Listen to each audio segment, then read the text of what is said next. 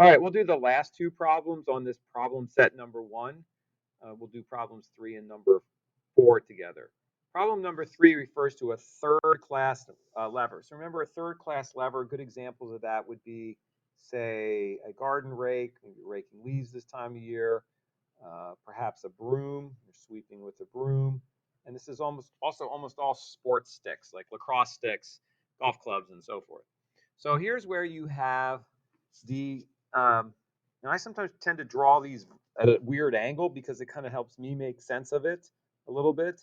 Here's the fulcrum, so it looks a little bit like a second class lever.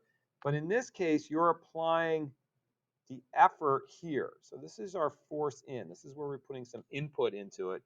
And our load is out here on the end. So this is our force out. This kind of reminds me of that load might be the ball in the basket on a lacrosse stick. And our one hand serves as the fulcrum, and our other hand is what's actually moving the stick. Now, in this case, they're asking, what is the length of the resistance arm? So this is our unknown. That's what we don't know. What we do know is the distance in is equal to ½ a meter.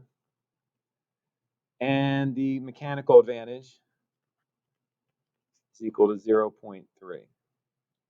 So what is the distance in? That's the distance measured from here to here.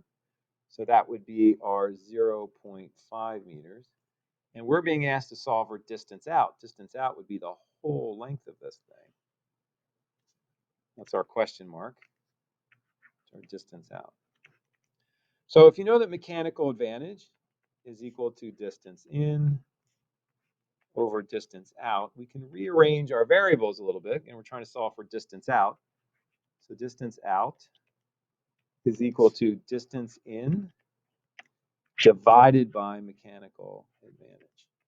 So that would be 0.5 meters divided by 0.3, which looks like 1 2/3 or 1.67 meters.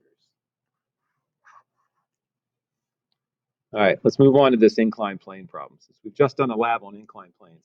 An inclined plane has a height of 4 meters and a length of 14 meters. So inclined planes, you typically want to draw something that looks sort of like a ramp or a wedge. This is our height right here. I'm going to actually label that H, and that's equal to 3 meters. And the length is always measured up the slope. So this is sort of the length of the inclined plane, or the length of our slope. And in this case, L is equal to 14 meters. And the ideal mechanical advantage for any inclined plane is simply the length of the inclined plane divided by the height of the inclined plane. So this becomes 14 meters divided by 3 meters. Our meters will cancel. 3 goes into 14 4 times with 2 left over, so it's 4 2/3 or 4.67. Again, every time you do a mechanical advantage, you're solving for a mechanical advantage. There are no units. You're solving for a distance, make sure it's in meters, or they might measure in some other unit, but typically we'll measure in meters. You should, if you need to review this, your paper should look pretty darn close to this one, and you should be ready to hand it in at the next class period.